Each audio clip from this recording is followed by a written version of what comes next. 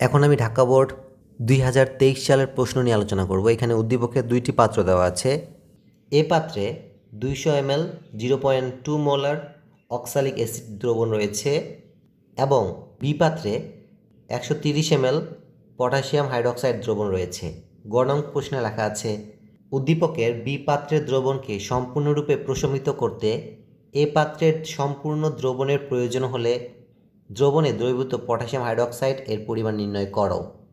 এবং ঘ নং প্রশ্নে লেখা আছে, পাত্র এ এর দ্রবণকে পাত্র বি এর দ্রবণ দ্বারা ট্রাইটেট করতে কোন নির্দেশক উপযোগী? নির্দেশক লেখচিত্রের সাহায্যে ব্যাখ্যা করো। এখন আমি গ নং প্রশ্নের সমাধান করব। গ নং প্রশ্নের সমাধানের জন্য প্রথমে আমরা এ পাত্রের মধ্যে অক্সালিক অ্যাসিড দ্রব্যের পরিমাণ নির্ণয় করব। এরপরে ঐচ্ছিক নিয়মের সাহায্যে এ পাত্রের ভরের সাহায্যে বি পাত্রের ভর নির্ণয় করব।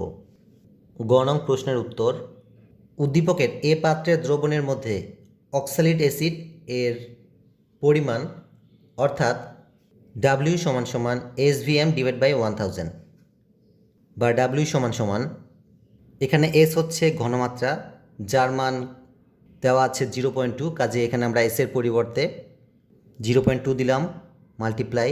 ভি হচ্ছে আয়তন এবং আয়তনের মান দেওয়া আছে 200 ml, কাজে এখানে আমরা 200 ml দিলাম, মাল্টিপ্লাই। এখানে M হচ্ছে আণবিক ভর, এখানে আমরা অক্সালিক অ্যাসিডের আণবিক ভর দিব, যা 90 /1000 বা W ডান পাশের অংশগুলোকে হিসাব করলে পাওয়া যায় 3.6 এবং ভরের একক গ্রাম।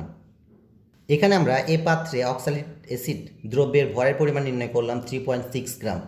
সুতরাং এ পাত্রে অক্সালিক অ্যাসিডের ভর হবে 3.6 গ্রাম।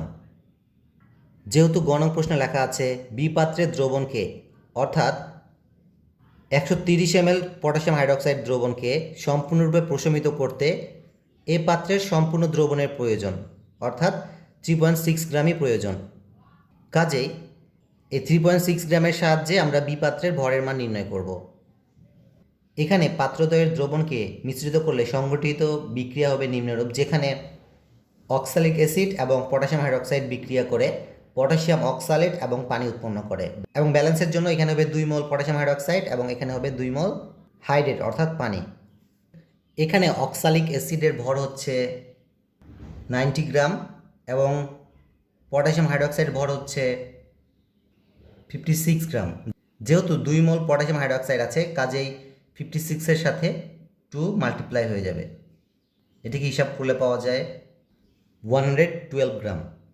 সুতরাং বিক্রিয়া অনুসারে লেখা যায় 90 গ্রাম অক্সালিক অ্যাসিড এর সাথে বিক্রিয়া করে 112 গ্রাম পটাশিয়াম হাইড্রক্সাইড। সুতরাং 1 গ্রাম অক্সালিক অ্যাসিড এর সাথে বিক্রিয়া করে, এখন এই 90 ভাগ হয়ে যাবে, সুতরাং লেখা যায় 112 / 90 গ্রাম পটাশিয়াম হাইড্রক্সাইড। এখানে আমরা অক্সালিক অ্যাসিড ভরের সাহায্যে পটাশিয়াম হাইড্রক্সাইডের ভর নির্ণয় করব এবং এ পাত্রে অক্সালিক অ্যাসিডের দ্রব্যের পরিমাণ হচ্ছে 3.6, কাজেই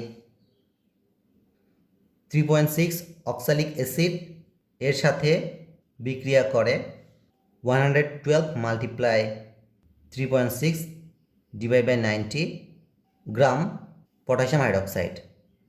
এটুকু অংশকে হিসাব করলে পাওয়া যায় 4.48 গ্রাম পটাশিয়াম হাইড্রক্সাইড।